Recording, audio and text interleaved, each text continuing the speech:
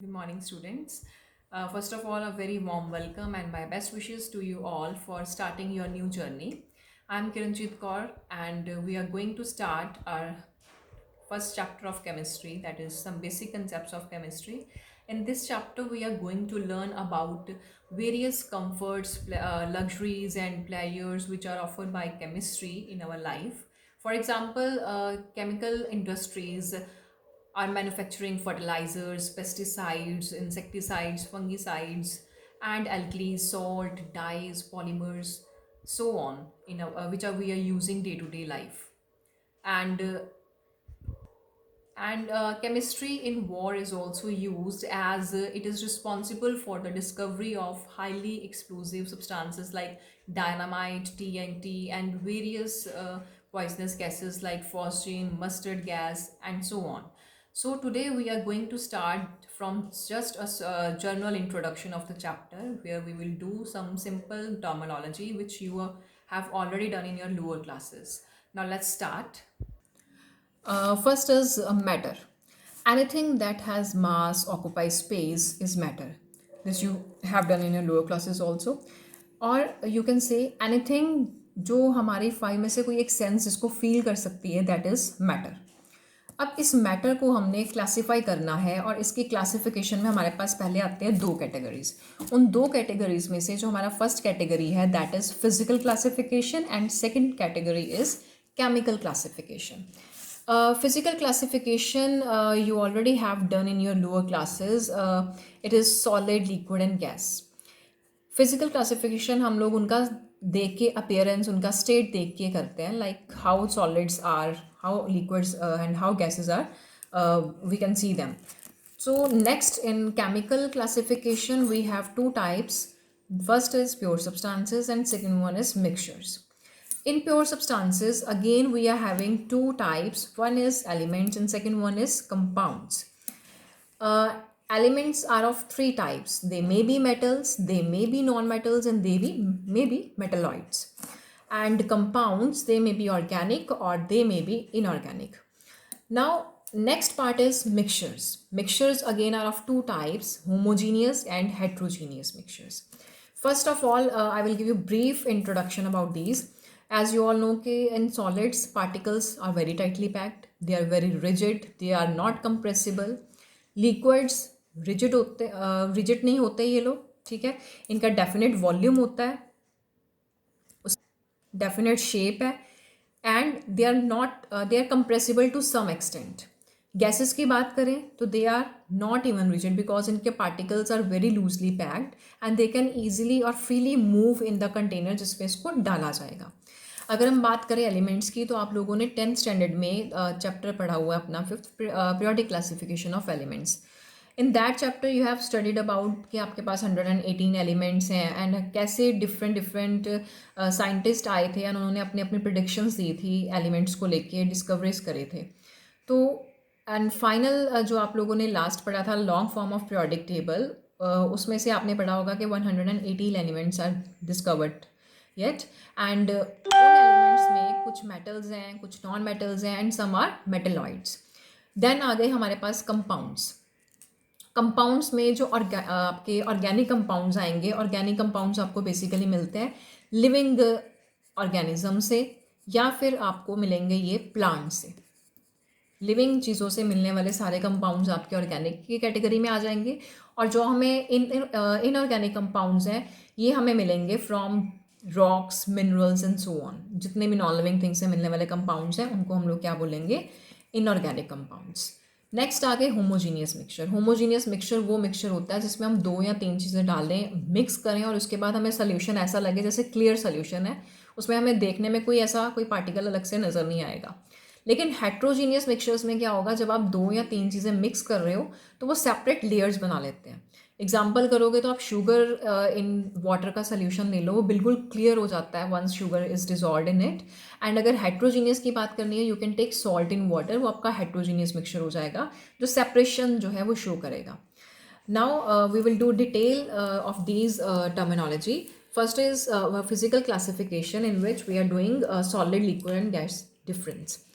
Our first property is rigidity, मतलब how hard it is like इनके अंदर जो पार्टिकल्स हैं अगर तो वो बहुत ही ज़्यादा टाइटली पैक्ड है, बिल्कुल भी स्पेस नहीं है, इतनी स्पेस होती है कि जस्ट दे कैन वाइब्रेट, तो सॉलिड्स आर रिजिड। लिक्विड्स में स्पेस सॉलिड से थोड़ी सी ज़्यादा होगी, they can revolve but not freely, तो they are not rigid. Gases के अंदर particles are free to move here and there, so they are also not rigid. अगर हम शेप एंड वॉल्यूम की बात करें तो सॉलिड क्योंकि प्रॉपर इनका टाइटली पैक्ड अरेंजमेंट है तो डेफिनेट शेप होगा, डेफिनेट वॉल्यूम होगा इनका। लिक्विड्स की बात करें तो इनका वॉल्यूम डेफिनेट रहेगा, लेकिन इनका शेप जो है वो डिपेंड करता है कि आपने कौन सा कंटेनर लिया है, ठीक है। So it has definite volume and but not definite shape. Then for gases they neither have definite shape nor volume, ना तो इनका शेप डेफिनेट होता है ना ही वॉल्यूम, बिकॉज ये फ्रीली मूव करते हैं क्लोज कंटेनर में जिसमें इनको डाला जाता है। Next is fluidity. Fluidity means अगर तो उसके जो पार्टिकल्स का अरेंजमेंट है वो फ्री होते हैं मूव करने के लिए तो they can flow, but as they are tightly packed वो फ्लो नहीं कर सकते। लिक्विड फ्लो कर सकते हैं but only from higher to the lower level, and in gases they flow in all the directions. Next our property is compressibility. Compressibility is that कि in solids because particles are very closely packed तो हम इनको compress नहीं कर सकते, they can not be compressed. Liquids में क्योंकि they can move little bit so they are easily compressed, and for gases they are very easily compressed because their particles are free to move. Our next property is intermolecular attraction. Intermolecular attraction because the particles are very tightly packed, solids में maximum होगी, उसके बाद liquids में solid से थोड़ी सी कम, and in gases it is at least very least value, lower value. Storage की बात करें तो सॉलिड्स को कोई भी वेसल नहीं चाहिए, they don't want any vessel to get stored, but liquids require a vessel, it may be open, it may be closed, but gases can only be stored in the closed vessel. इनको सिर्फ आप close vessel में रख सकते हो, otherwise ये वहाँ पे नहीं रहेंगे एक जगह पे।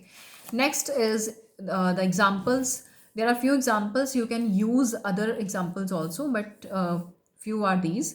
Example, wood, table, copper rod, etc. These are the examples of solids. Water, milk, oil are all liquids, and air, oxygen, hydrogen are come under the category of gaseous. Next, our classification is chemical classification. In chemical classification, first our terminology is pure substance. Pure substance is consists of a single type of particles, or you can say it consists of same kind of atoms. इसमें जो जिससे ये pure substance बनेगा वहाँ पे एक जैसे ही atoms होंगे, एक जैसे एटम को मिला के ही ये बनेगा, like copper, silver, gold, water, sodium chloride, all these have only one kind of atoms. So क्योंकि इनमें एक ही तरह के एटम्स प्रेजेंट होंगे तो इम्प्योरिटी होने के चांसेस बहुत रेयर होते हैं, तो we can also say that कि इन सब्सटेंसेस में कोई इम्प्योरिटी नहीं है।